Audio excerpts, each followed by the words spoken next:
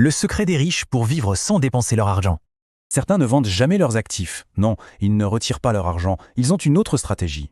La plupart des gens, pour utiliser leur argent, vendent leurs investissements. Résultat, leur argent ne travaille plus. Mais il existe une autre méthode. Une qui permet d'avoir du cash sans toucher à ses actifs. On appelle ça le crédit lombard. L'idée, utiliser son épargne comme une garantie pour obtenir un prêt. En gros, les actifs servent de garantie. Le capital est conservé, mais on utilise l'argent de la banque. Et là, ce n'est pas le revenu qui compte, c'est la valeur et la sécurité de la garantie. Ça se mesure avec ce qu'on appelle le ratio prêt-valeur, ou LTV. Plus l'actif est sûr, comme des obligations d'État, plus le montant du prêt peut être élevé.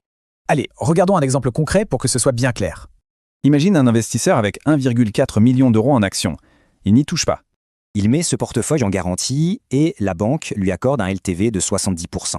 La banque lui prête donc 1 million d'euros. Et son capital de départ reste bien investi.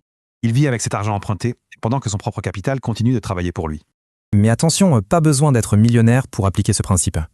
Par exemple, avec une assurance vie de 50 000 euros, il est possible d'obtenir un crédit en face.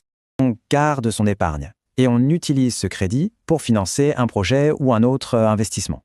C'est ça, l'effet de levier. L'idée clé, c'est donc de ne pas consommer son capital, mais de l'utiliser comme un outil. Le revenu, ça fait vivre. Mais c'est le capital qui rend libre. La clé est de ne jamais le consommer. D'un côté, on diminue son capital, de l'autre, on le préserve et on le fait grandir. Au fond, la vraie richesse, ce n'est pas tant l'argent que la stratégie pour s'en servir. Pour comprendre comment utiliser ton argent comme un investisseur et créer des revenus plus intelligemment, abonne-toi.